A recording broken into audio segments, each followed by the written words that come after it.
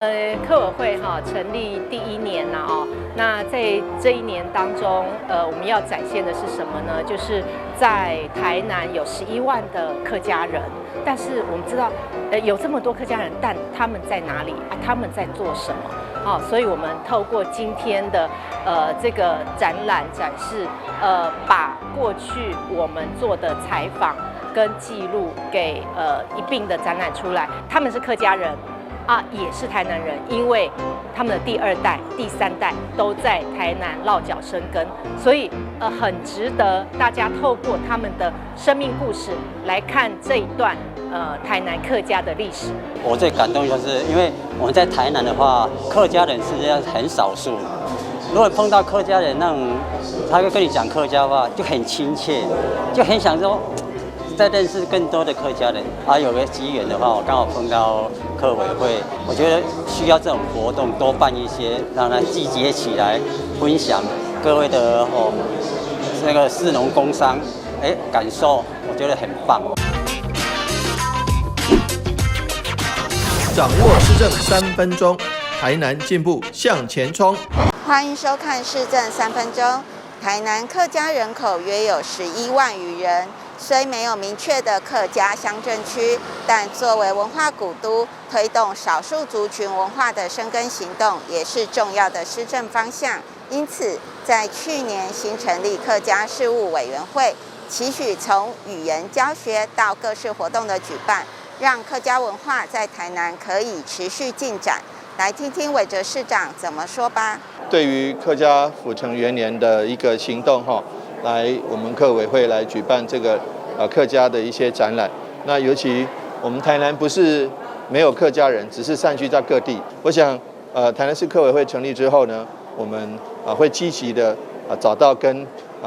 中央跟基层的一个连结，做一个最好的一个沟通平台，让我们客家这一代的客家人、上一代的客家人以及下一代的客家人都能够在我们的历史中能够找到他们自己的定位，也找到他们自己的归属跟认同。尤其重要的是在语言文化方面，尤其像今天的一些客家的展览，我们都希望说很多不管在学校或是客家人的团体，都能够带他们的下一代小朋友或者是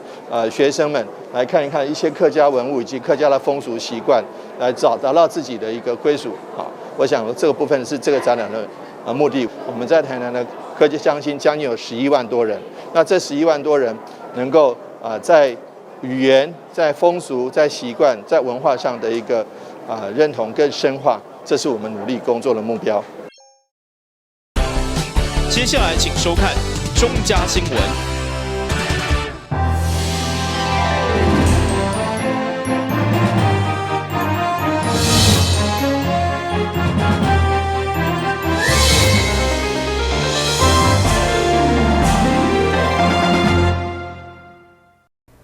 大家好，我是陈碧纯，欢迎收看12月29号礼拜3的中嘉台南地方新闻。守护妇女甲幼儿安全，打造台南市成为温馨的友善社区，是市长黄伟哲长期努力的目标。为了感谢地方社区协助投入防止暴力的工作，市长上午亲身颁发感谢状，和19个社区组织。另外，针对酒醉赛车议题，市长也建议会当参考美根法案。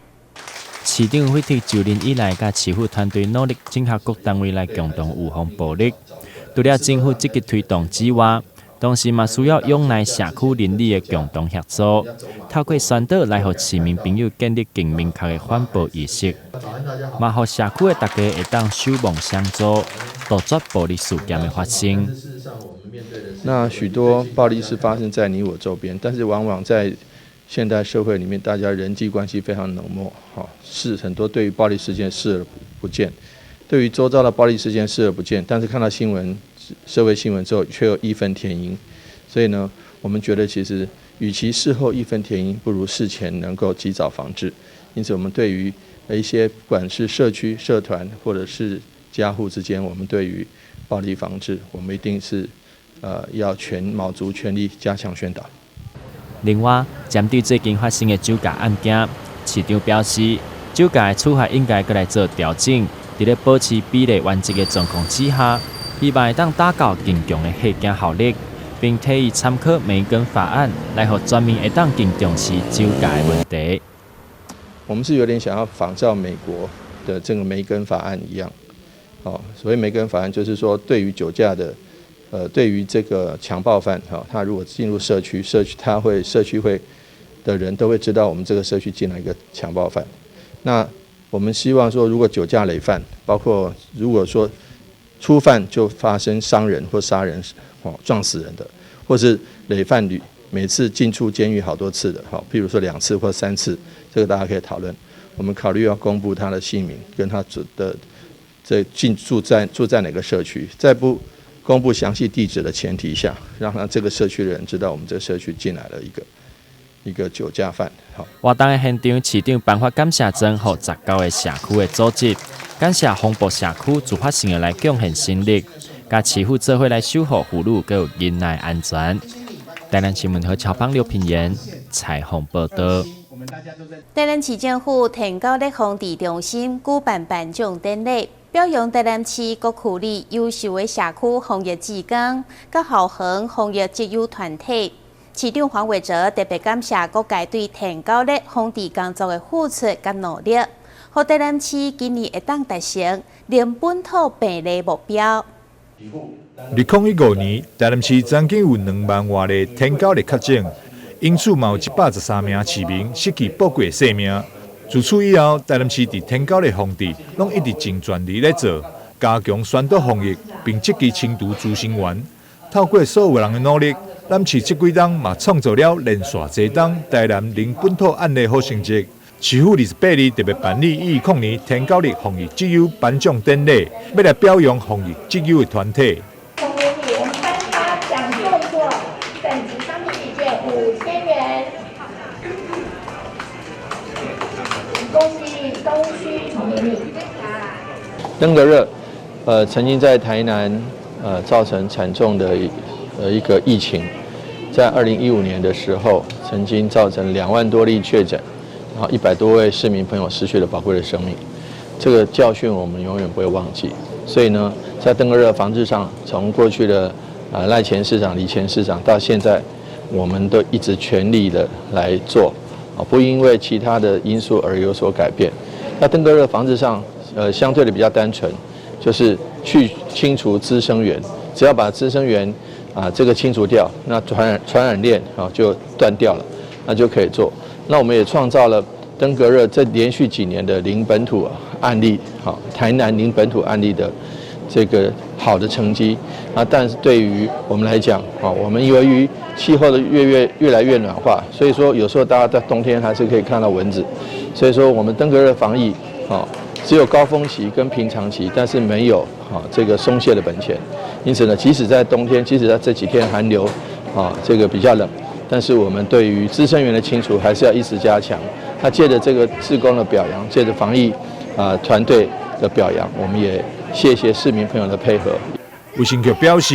，2020年台南市各区里总共成立404队天高力防疫志工队，每礼拜伫社区进行积水容器巡查以及天高力卫教宣导，积极协助社区落实各项天高力防治资讯工作。这次表扬就是由全市404队当中，评选出前15名防疫志工队以及前10名校园防疫职友团体。颁发奖座以及奖金鼓励，感谢因伫这一冬为防疫所做的付出甲努力。市府嘛呼吁，防治要成功，需要全体市民做伙落实循道清刷，做伙维护健康的家园。台南新闻张秀伟采访报道。台南市南区万年路甲万年7街，这个月22号发生一件死亡车祸。议员林美燕上午要接交通，甲警察单位会勘。因为这个路口无设青红灯，加上万年路真宽真直，附近阁有一个坡道，来往的车辆速度拢真紧，所以要求交通局爱尽速改善。为伫南区万年路，因为路真宽阁直，来往的车辆速度拢真紧。毋过因为周边中华附近大楼人口一直增加，甲万年路交接的路口嘛变多，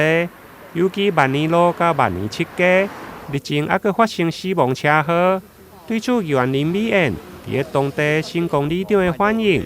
邀集市府交通甲警察单位会勘，希望市府会用改善。这个路口呢，当然因为这个新兴重划区的这个人口的移入非常的快速哈。那第一个议员所提到的这个路口的这个明显性的部分哈，那我们先来做处理哈，让短期就是标志标线，这是比较快的，可以马上处理。那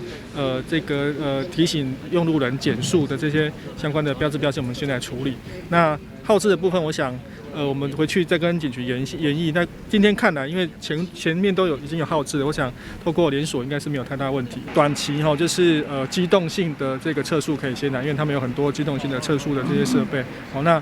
一些至少提醒大家前有测速的这些警示先上去。好，那不管有没有真实的来测速，用路人就会警惕。那至于固定式的测速，我想会跟交大这边来做相关的讨论。那由分局这边提供适当的地点，然后看，因为我们希望整段都有效果，那看看什么样的适当的地点来做相关的设置。那这个部分呢，能够做的，我们尽快去把它完成呐，哈，用最短的时间去把它完成。但当然，耗资有牵涉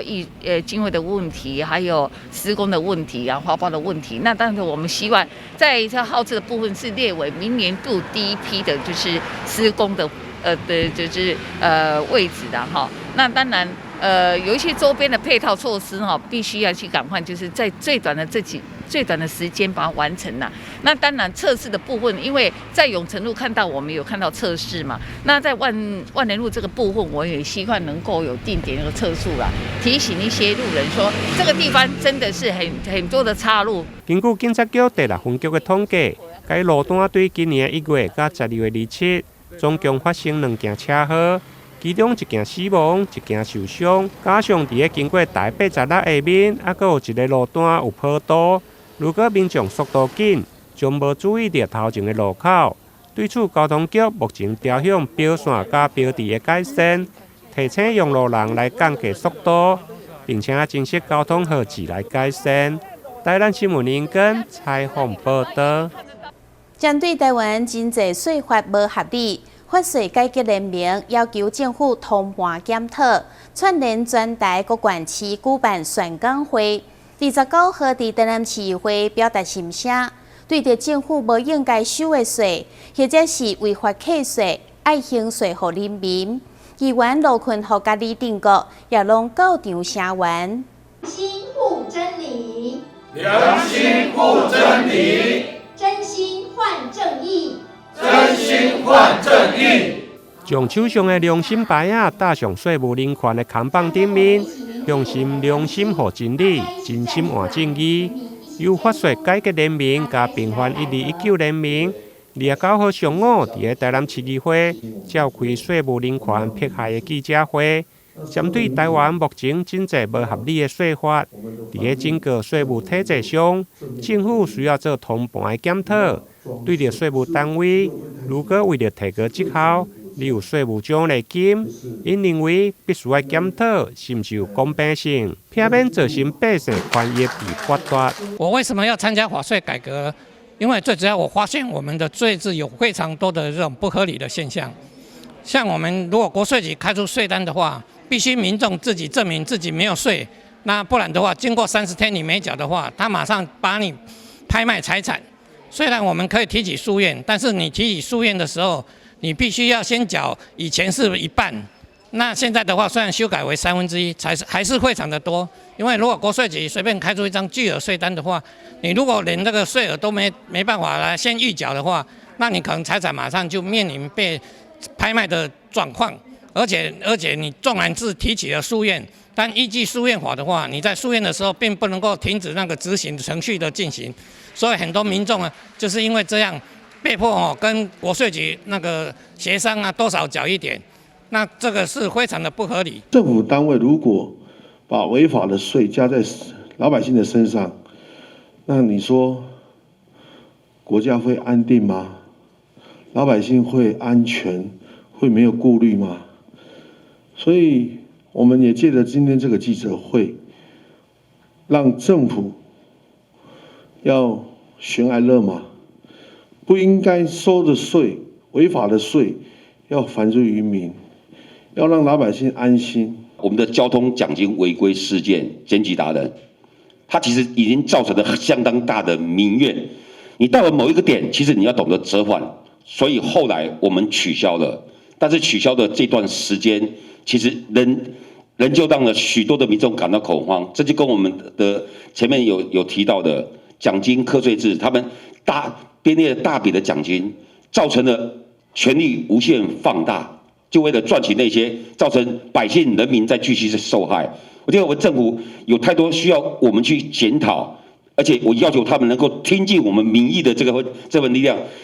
我是希望将来也跟我们的最基层的我们税改联盟，包括我们的太极门，我们一起跟我们政府表达我们的心声，做错知错能改，那才是大有，才是最好的政府。为了国家的发展，人民诚实缴税是每一位国民应该尽的责任。不过，如果为了扣税的目的，设立检举的奖金，或者是查税的奖金，必须人民黑白检举，将造成税务人员甲人民真大的受害。台南新闻引根采访报道。咱先休困一下，马上回来新闻现场。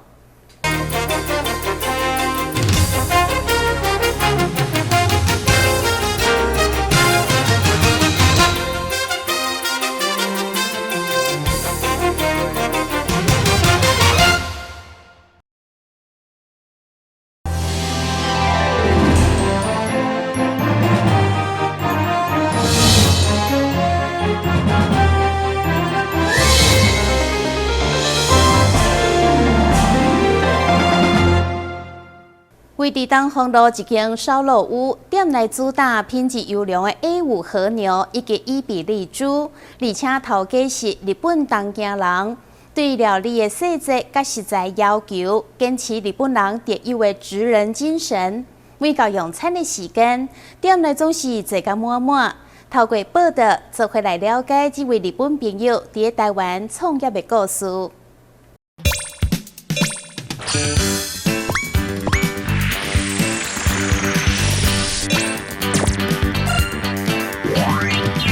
美食报卖啊！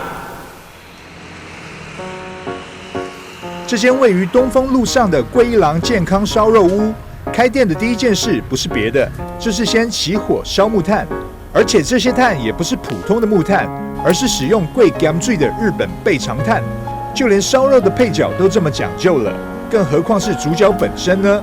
果然，健康烧肉屋所使用的肉品，全是空运来台的 A5 和牛、伊比利猪以及日本干贝等高级食材。会有如此的坚持，就是为了让消费者品尝到顶级美味。店的话，基本上我们都是只提供日本 A5 和牛，还有澳洲的和牛的部分。然后猪肉的话，我们只有西班牙的伊比利猪。然后食材都是我们就是精心挑选过。然后我们本身的话，我们会有桌边服务，如果客人需要的话，我们就会有全程的料理。但是可能前提是我们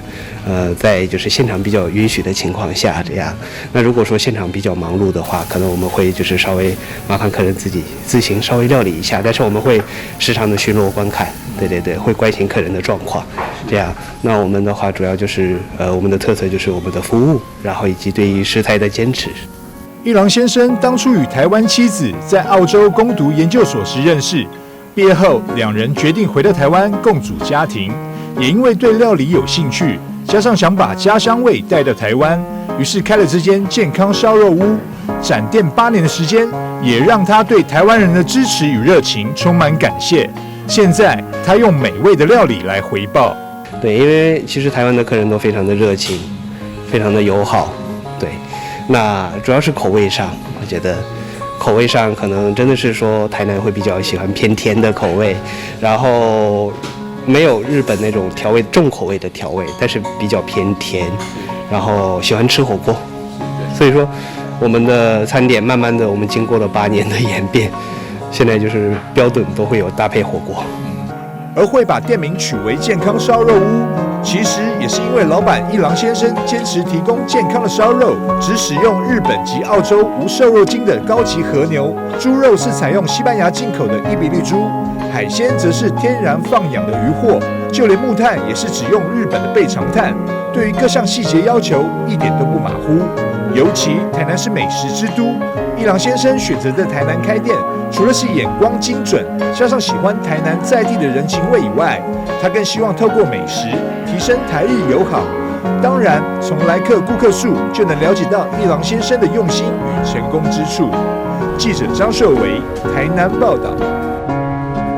台南市政府农业局为了推广在地农特产品，结合大成长城公司，将伫1月8号、9号2天举办年会市集活动，估计有超过100个单位，其中农业局负责的在地青农大约有30担，欢迎民众踊跃参与。台南市政府农业局为推广在地农特产品，结合大成长城公司，将伫1月8号、9号2天举办年会市集的活动，估计超过100个单位，其中农业局负责在地青农大约有30担。日前伫大成长城公司来举办宣传活动，很高兴在这个疫情趋缓之际呢，还能够办这样子一个大型的市集啊，也算是大家的小确幸了哈。那这个市集已经迈入第6个年头了，那一直以来就跟台南市政府农业局跟在地青农、新农人共同举办这样一个农产市集。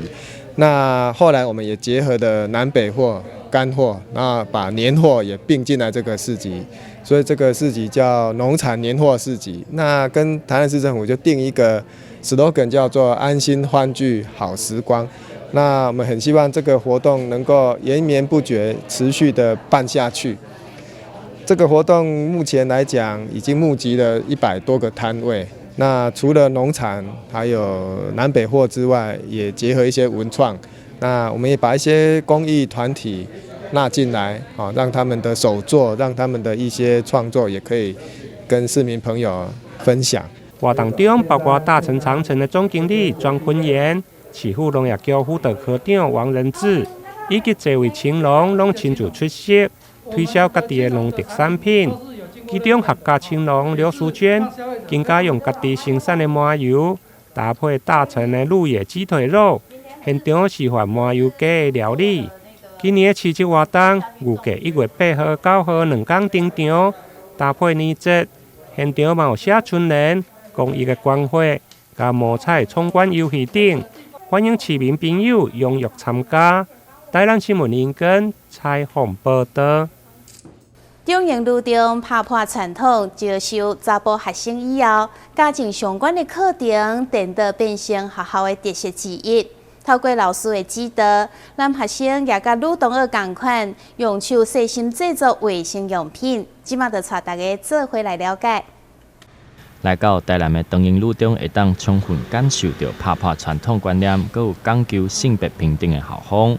学校因为知影全世界有真侪查某囡仔，佮有月经贫穷的问题，所以学校特别开手工制作部的卫生棉，来互学生动手做伙来做公益，来做好的新品来关乎世界有需要的人。我们是女校，然后其实谈生理用品这件事情，应该是可以更开放。那也让女生可以接纳自己的身体。不然以前如果拿卫生棉都要藏在口袋里面，那我们透过这个发起这个活动，就是让女生她们在亲自缝卫生棉的时候，去认识到说经期是一件很正常的事情。然后我们也接洽到一个机构，是他有在做非洲妇女捐赠卫生棉的这个活动，所以我们就把这2件事情合在一起，就是一方面对学生来说是，我透过生理用品去认识、去接纳我的身体，然后同时我们也可以做一件对社会有意义、有回馈的事情。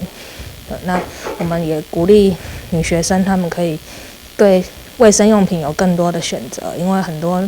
女生她们使用塑胶卫生棉是会过敏的，但是布卫生棉可以带给她们比较对身体有舒适的感觉。课堂中嘛，当感受到提物件已经不再是适合女性的工课，